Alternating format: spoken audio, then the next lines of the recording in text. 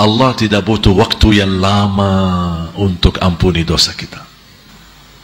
Dosa, istighfar, langsung dapat ampunan. Kata setan, capek deh, saya kerja keras, capek-capek, goda dia, malah cepat diampuni Allah. Makanya jangan berhenti istighfar. Dan istighfar termasuk salah satu amalan yang menjaminkan rezeki, memberikan kekuatan jasmani, kekuatan rohani, dan memberikan kebahagiaan, kelancaran, bahkan menjaminkan ampunan dan dilindungi oleh Allah dari azab.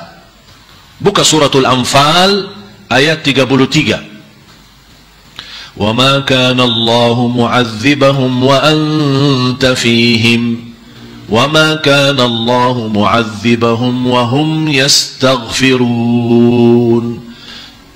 Allah menjelaskan, selama Nabi Muhammad masih hidup, tidak akan Allah turunkan azab yang membinasakan umat Nabi Muhammad.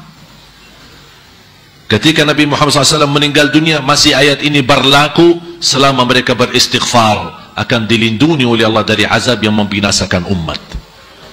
Walaupun berlaku umat zaman sekarang, dosa maksiat, kemungkaran, yang ma'ruf jadi mungkar, yang mungkar jadi ma'ruf, yang hak jadi batil, yang batil jadi hak, yang amanah dikhianati atau berkhianat justru dipercaya diberikan amanah.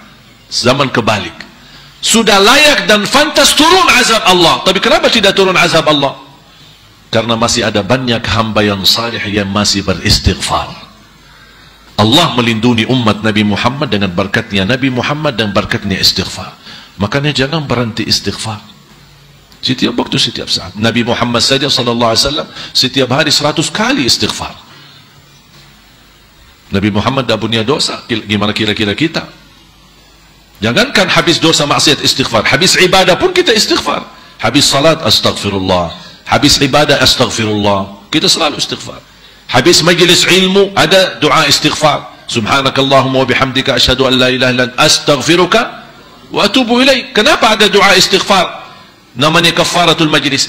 Ada kesalahan, ada keliruan dalam majlis kita, ada yang salah menyampaikannya, atau ada yang salah niat, salah tujuan, dia hadir ada niat maksud lain. Ini semua termasuk dosa dan maksiat atau sebuah kesalahan. Doa dengan penutup majlis itu, Allah ampuni semua dosa yang selama kita ada di majlis tersebut. Sudah faham kaitan antara Al-Fatihah sama ayat terakhir? Jadi saya harap mulai hari ini, dalam salat maupun di luar salat, kalau anda lagi baca Al-Fatihah, tolong rasakan anda lagi berdialog sama Allah. Sama ayat terakhir suratul Baqarah. Setiap anda baca, Allah mendengar dan Allah ijabah. Maghfirah, diampuni dosa, tapi belum tentu terhapus dari hukum. Allah tunjukkan di hari kiamat. Beda sama afu. Afu akan Allah ampuni dosa dan Allah hapuskan dari buku amal, tidak dibekas, tidak ada bekasnya. Kita buka buku amal, kok mana dosa saya yang selama ini saya lakukan? Allah sudah afu, hapus total. Makanya salah satu afu yang mulia, kita mampu membalas kezaliman seorang, wal afu indal maqdirah. Kita mampu memaafkan, kita mampu membalas dendam, kita mampu membalas kezaliman, tapi kita maafkan. Tapi pemaafan yang sempurna, yang tidak boleh dinyakiti hatinya, itu namanya afu, bukan maghfirah. Kalau anda ampuni orang, maafkan orang, tapi masih selalu ingatkan, setiap ketemu, ya anda kan dulu sudah maafkan, jangan lupa ya, itu namanya menyakiti hati. Berarti ini belum masuk afu, kita belum afu. Kalau afu, memaafkan seorang harus terlupa, tidak boleh ada bekas di hatinya. Sudah lupa, ikhlas betul. Afun bila ada wala tasyakki, tidak boleh dinyakiti dan tidak boleh diadu ke orang lain. Ini dulu suka begini sama saya, tapi anda sudah maafkan. Cerita sana sini, oh ini kan dulu suka nyakiti, tapi anda maafkan. Oh ini anda maafkan. Ini berarti dia belum lupa, dia belum lupa. Dan ini membutuhkan tekad yang tinggi. Afu itu bukan mudah. Makanya Allah puji sifat muttaqin yang masuk surga, wal afina 'anil nas, yang suka memaafkan orang lain. Memang manusia ini kadang-kadang walaupun sudah memaafkan tapi masih bekas di hati. Besok ketemu, ngapain lagi datang sini? Masih. Walaupun sudah kemarin dia maafkan tapi masih bekas. Ini harus kita latihan, bekas ini harus dihapuskan. Supaya apa? Dosa kita masuk dihapuskan oleh Allah sama di dalam buku kita. Tidak ada sedikit pun bekasnya, supaya kita mendapatkan rahmat dari Allah Subhanahu wa taala. Afu, maghfirah, baru warhamna. Menjalankan perintah, menjalankan aktivitas, menjalankan ibadah, menjaga diri dari dosa dan maksiat dan hawa nafsu membutuhkan rahmat. Kalau bukan rahmatmu, kita tidak bisa dapat wa'fu anna waghfir lana. Makanya rahmat dijadikan terakhir. Kita harap dimaafkan, harap diampuni, tapi agar kita dapat pemaafan dan ampunan, ya Allah rahmatilah. Bagaimana caranya agar kami fantas mendapatkan afu? Bagaimana kami dapat fantas mendapatkan ampunan kalau bukan rahmat darimu ya Allah? Faham? A'udzu billahi minasy syaithanir rajim.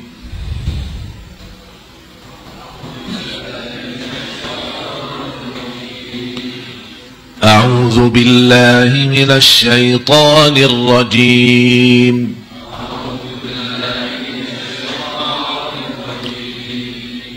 Bismillahirrahmanirrahim.